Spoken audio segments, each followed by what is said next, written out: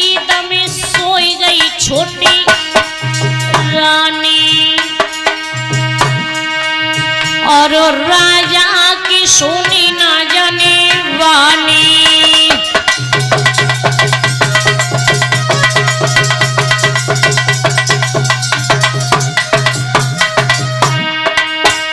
राजा उत्तानपाद आवाज लगाने लगे, मैं दरवाजे पर खड़ा हूं, दरवाजा खोले, दरवाजा खोले, लेकिन कोई आवाज नहीं आई। और जब कोई आवाज नहीं आई तो महाराज याद रहे, तवज्जो ख्याल सुनीति को आओ और घोड़ा वापस लौटाओ।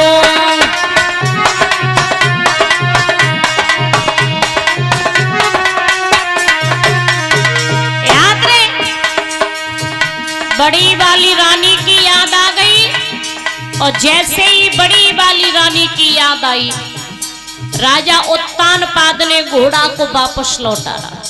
और जैसे ही घोड़ा को वापस लौटाया, आज महाराज याद रहे लेकर के चले, जाकर के बड़ी वाली रानी के दरवाजे पर पहुंचे, आवाज लगाई, सुनीति दरवाजा खोले। बड़ी वाली रानी तो एक ही आवाज में उठ करके बैठ गई, दरवाजा खोला, महाराज के चरण स्पर्श किए, चरण स्पर्श करके लेकर के चली।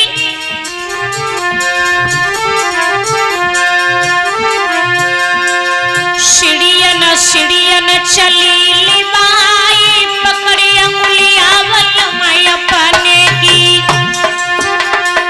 छजन छजन रहती घुमाई, पकड़ी अंगुलियां वलमय अपने की।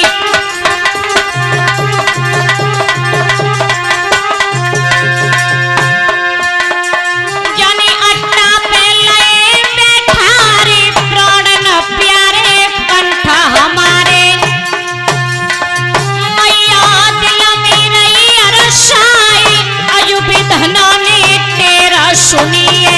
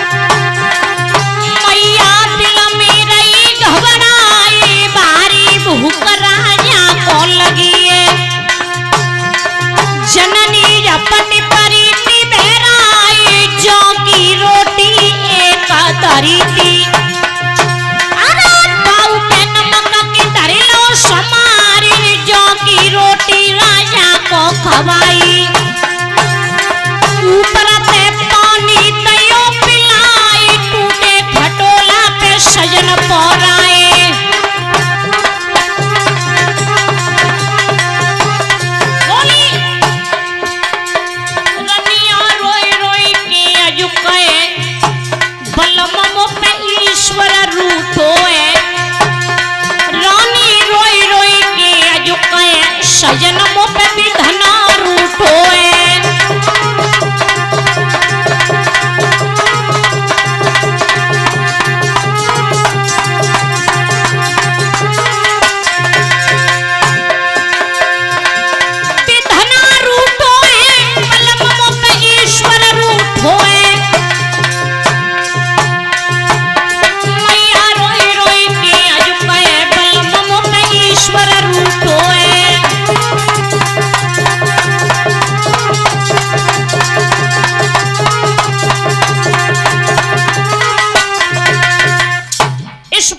से जब महाराज याद रहे, मैया सुनीति ने जब राजा उत्तानपाद से कहा, अब श्री सुखदेव जी बोले कि हे राजन परीक्षित, राजा उत्तानपाद रो रहे।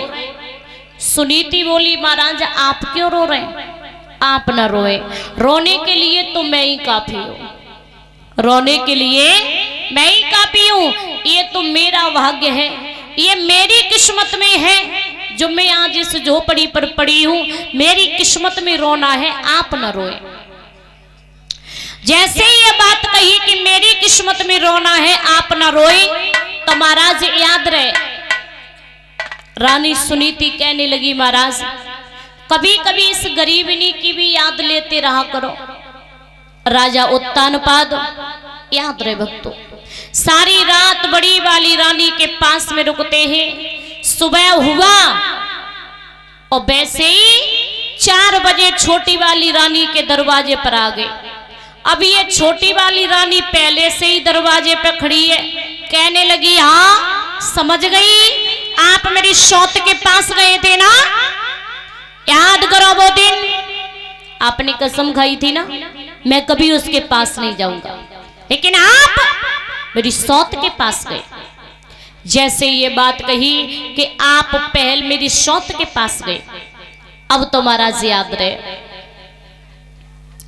सुखदेव जी बोले कि हे राजन परीक्षित, राजा उत्तानपाद कहने लगे, राजा उत्तानपाद कहने लगे कि यदि धीरे से ले लिया तो ये समझ जाएगी, धीरे से ले लिया तो ये समझ जाएगी।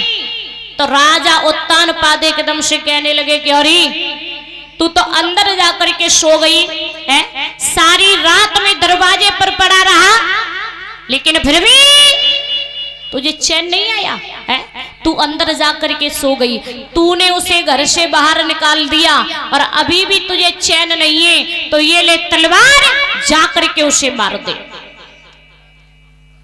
जैसे ये बात कही कि जाकर के उसे मार दे, अब तो ये डर गई और जैसे ये डरी राजा उत्तानपाद कहने लगे अब कहीं तक सही हुआ। कहने लगी ना महाराज हम तो वैसे ही कह रहे, हम तो ये समझ रहे कि आप वैसे ही कह रहे, हम तो वैसे ही कह रहे।